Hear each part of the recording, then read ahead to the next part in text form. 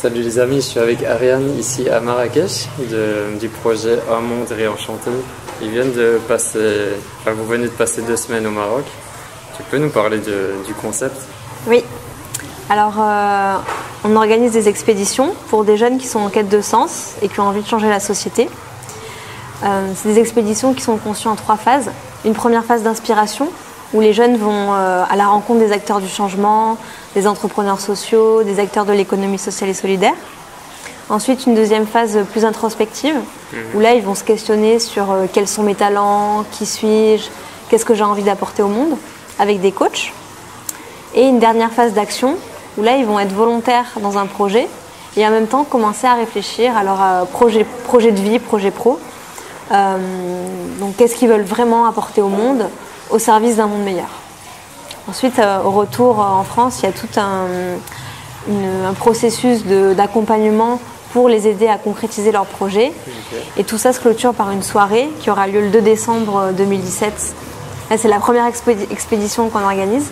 Et c'est où la soirée? À Avignon, okay. Donc soirée de clôture où les jeunes vont donner à voir qui ils sont et qui ils voudraient être demain à travers ce qu'ils ont vécu, appris, ressenti durant leur aventure. Donc si vous êtes dans la région d'Avignon, c'est dans quelle salle? À quelle place? Dans quel lieu? Oui. C'est dans un cinéma qui s'appelle Le Pandora, okay. En centre-ville à Avignon, donc dans le sud de la France. Okay. Voilà. Et ici c'est la fin du voyage? Là c'est la fin du voyage. Ça fait 15 jours qu'on est au Maroc. Donc on a fait la première phase d'inspiration à Rabat, Marrakech ou Ouarzazate. La phase d'introspection était dans le désert, au Sahara. Ouais. Et la dernière phase d'action dans un petit village berbère près de Ouarzazate. Et on a un réalisateur qui nous suit depuis le début de notre aventure pour faire un documentaire sur notre aventure. Qui sera voilà, Carlos Chapman.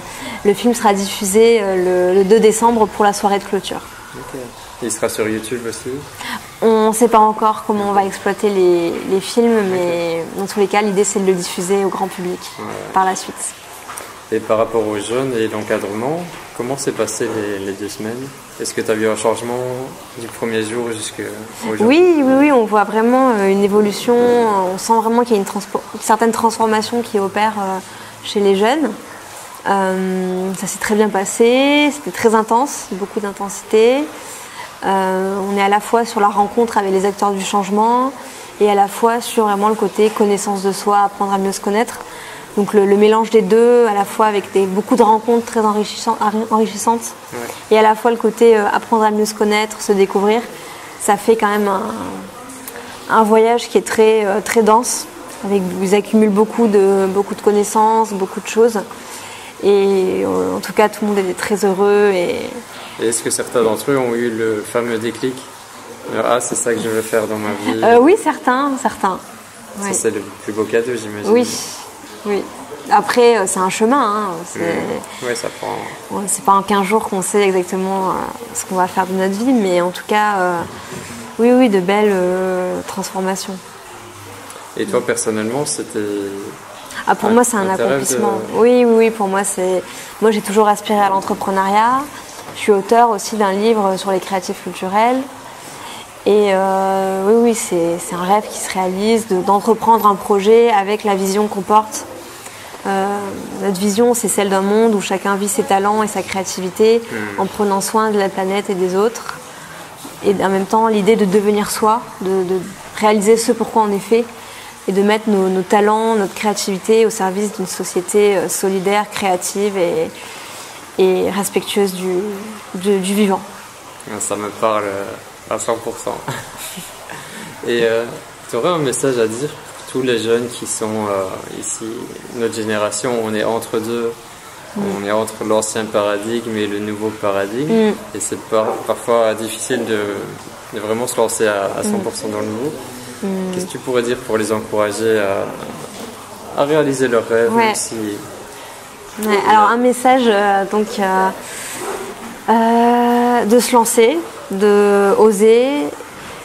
Il faut vraiment se rendre compte que si on ressent un grand oui en soi, il faut pas qu'il y ait il n'y a pas de doute en fait. Et vraiment se rendre compte que quand on écoute vraiment, quand on répond à l'appel de notre vie, la vie fait en sorte que tout est facilité en fait. Il n'y a pas vraiment de peur à avoir.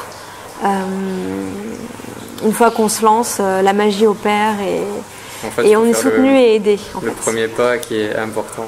C'est ça, faire le premier pas et il n'y a rien à perdre. La vie est courte. Ouais. Le Maroc. On a été très très bien accueillis. C'est ta première fois deuxième fois, j'avais déjà été à Ouarzazate. On a été vraiment fait des rencontres merveilleuses. Nos hôtes ont été vraiment très chaleureux. C'est le Maroc qui est... Et c'est toi qui as choisi les destinations différents... Oui. Okay. On a conçu le programme par mail interposé avec nos interlocuteurs. Donc c'est vrai qu'on n'a pas été en repérage avant sur le terrain. Donc c'était sportif comme organisation, mais oui, on a vraiment eu beaucoup de chance. On a rencontré les acteurs qui nous intéressaient, beaucoup de rencontres un peu hasardeuses aussi. On s'est vraiment laissé porter et au final, ça a vraiment porté ses fruits et on est très heureux du parcours qu'on a réalisé. Je me réjouis de voir le film. Ah oui, le film retrace bien notre aventure. On interviewe aussi les jeunes pour savoir comment ils ont vécu le voyage, qu'est-ce qui a changé pour eux, voilà, des choses comme ça. Et moi personnellement, je suis dans la même énergie avec mon projet Maroc en conscience. Qu'est-ce que tu pourrais te conseiller Ouais, ou comment tu ressens mon projet par rapport à Ah oui, je pense qu'il y a une vraie résonance avec ce qu'on fait nous.